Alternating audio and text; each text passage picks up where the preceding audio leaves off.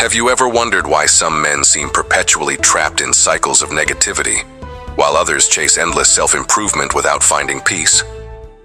The ancient philosophy of Stoicism offers a lens through which we can understand 5 distinct masculine archetypes that dominate our modern landscape. These aren't random personality types. They represent fundamental approaches to life's challenges that Marcus Aurelius, Epictetus, and Seneca would have recognized instantly. Each archetype reveals how men respond to adversity, responsibility, and the pursuit of meaning in an increasingly complex world. Understanding these patterns isn't about judgment, it's about recognition. When we can identify these tendencies in ourselves and others, we gain the power to choose a more balanced path. The Stoic masters taught that wisdom begins with self-awareness, and awareness begins with honest observation. What follows is an unflinching examination of 5 masculine archetypes that pervade our culture. As you read, ask yourself, which patterns do I recognize? Where do I see the seeds of virtue, and where do I see the roots of suffering? Most importantly, how can ancient wisdom guide us toward a more grounded way of being? This isn't academic theory. It's practical philosophy for modern life. Let's begin. The first archetype emerges from the shadows of social media feeds and late-night forums, the doom merchant. This man has weaponized his awareness of the world's problems, transforming legitimate concerns into an impenetrable fortress of negativity. He consumes disaster like others consume entertainment, political scandals, environmental collapse, economic instability. His feeds are curated catalogs of everything wrong with civilization. He positions himself as the enlightened observer, the only one brave enough to face reality, while others live in denial. The Stoics would recognize this pattern immediately. Marcus Aurelius wrote, "Very little is needed to make a happy life. It is all within yourself, in your way of thinking." The doom merchant has inverted this wisdom. He believes that by cataloging external chaos, he demonstrates intellectual superiority, but he's actually surrendering his agency to forces beyond his control. What the ancient philosophers understood, and what the doom merchant misses, is that awareness without action becomes paralysis. Seneca faced the decline of Rome, yet he focused on what remained within his influence: his character, his responses, his daily choices. The doom merchant, by contrast, knows everything about global problems and nothing about personal solutions. This archetype often masks deep vulnerability. Behind the cynical analysis lies someone who once hoped the world could be better, who perhaps tried to make positive changes and was disappointed. The pessimism becomes armor against further disillusionment, but armor that ultimately imprisons rather than protects. At the opposite extreme stands the reformed pleaser, the man who has overcorrected from traditional masculine expectations by adopting every progressive cause without developing genuine convictions. He's politically aware, socially conscious, and emotionally available on demand, yet something feels hollow about his presentation. This archetype performs empathy rather than embodying it. He's memorized the correct responses to social issues, can discuss privilege and power dynamics with academic precision, yet struggles with authentic emotional expression when the stakes are personal rather than political. The Stoics valued authenticity above performance. Epictetus, himself once enslaved, understood that true freedom comes from aligning actions with genuine beliefs rather than external expectations. The reformed pleaser has simply traded one set of external validators for another. Instead of seeking approval through traditional masculinity, he seeks it through progressive politics. His tragedy isn't his social consciousness. Many of his concerns are valid and important. His tragedy is the disconnect between his public persona and private reality. He advocates for emotional vulnerability while maintaining careful boundaries around his own pain. He champions authenticity while crafting his personality for maximum social acceptance. Before we continue, if this analysis is resonating with you and helping you understand patterns in your own life or relationships, consider supporting this work. Recognition of these patterns is the first step toward freedom from them. The third archetype feels fundamentally out of step with contemporary culture. The cultural exile holds values that feel increasingly obsolete.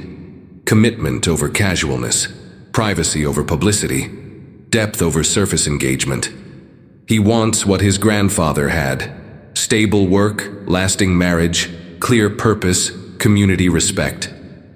There's nobility in these desires, and the Stoics would appreciate his focus on traditional virtues. However, the cultural exile often becomes trapped between idealization of the past and rejection of the present. He sees moral decay where others see cultural evolution, and his response is typically withdrawal rather than engagement. This archetype faces a genuine philosophical challenge that the ancient Stoics also confronted: how to maintain virtue in a changing world. Marcus Aurelius ruled during a time of tremendous social upheaval, yet he didn't retreat into nostalgia. Instead, he focused on eternal principles that transcend cultural shifts: justice, courage, wisdom, and temperance. The cultural exile's error lies in confusing form with substance. He may long for the external structures of previous eras, traditional gender roles, religious observance, community cohesion, without recognizing that these were always vehicles for deeper values, rather than ends in themselves. His withdrawal, while understandable, becomes self-defeating. By disengaging from contemporary culture, he loses the opportunity to influence it positively.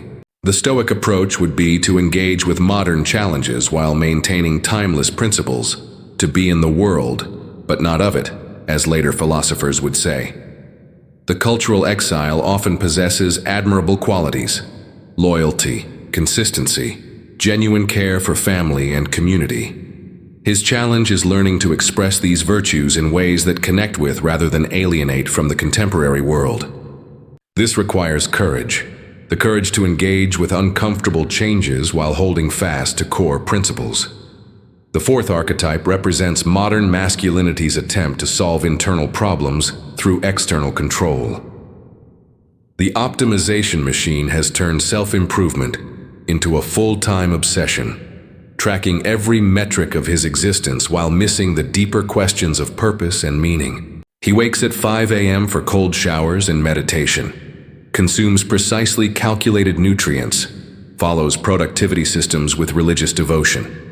His social media showcases disciplined routines and inspirational quotes, yet there's something mechanical about his approach to human flourishing. The ancient Stoics practiced rigorous self-discipline, but always in service of wisdom and virtue. Their ascesis, spiritual exercises, were designed to develop character, not optimize performance. The optimization machine has reversed this priority, pursuing discipline as an end in itself, rather than as a means to wisdom. This archetype often emerges from trauma, perhaps professional failure, relationship betrayal, or deep shame about previous weakness. The response is to eliminate all variables, control all outcomes, and present an invulnerable facade to the world. But invulnerability, the Stoics taught, comes from accepting what we cannot control, not from trying to control everything. Marcus Aurelius, the most powerful man in the ancient world, wrote extensively about his own struggles with anger, disappointment, and mortality. His strength came not from optimization but from honest self-reflection and acceptance of human limitation. The optimization machine lacks this fundamental humility. The tragedy of this archetype is that his methods often work in the short term. He does build muscle, increase income, and develop impressive skills, but without deeper philosophical grounding, these achievements feel hollow.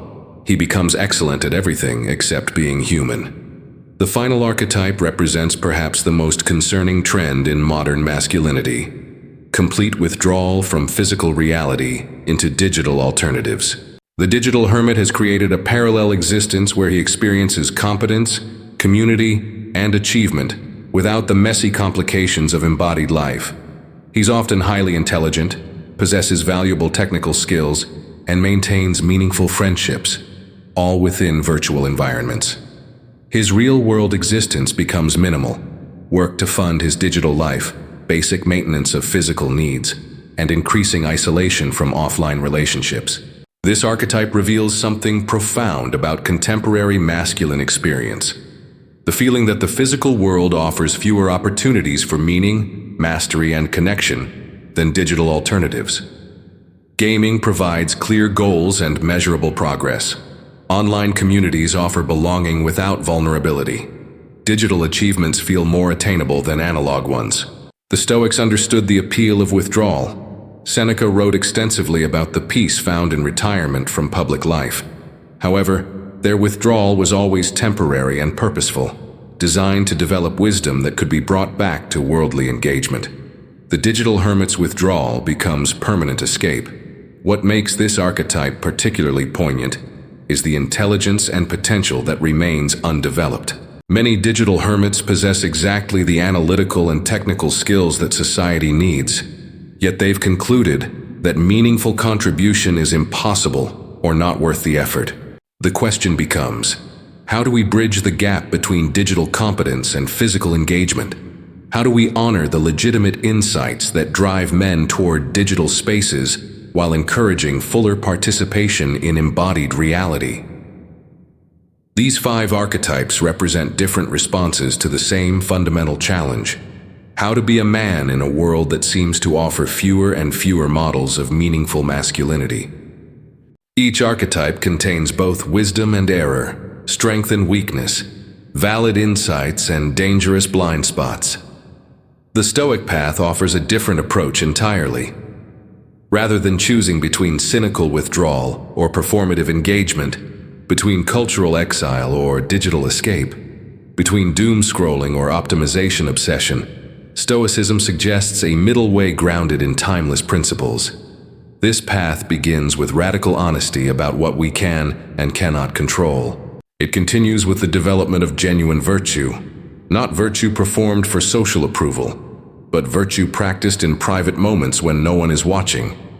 It culminates in engaged action in the real world, guided by wisdom rather than reaction. The ancient Stoics faced their own cultural upheavals, political chaos, and personal tragedies. Their response wasn't to retreat into cynicism or busy themselves with optimization metrics.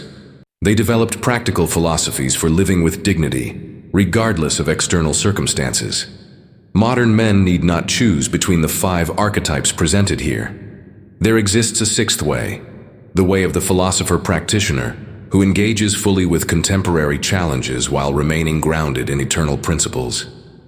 This path requires courage to face reality without despair, wisdom to act within our sphere of influence, and humility to accept what lies beyond our control. The question is not which archetype you recognize in yourself, but whether you're ready to transcend all of them in favor of something more substantial, more grounded, and ultimately more free.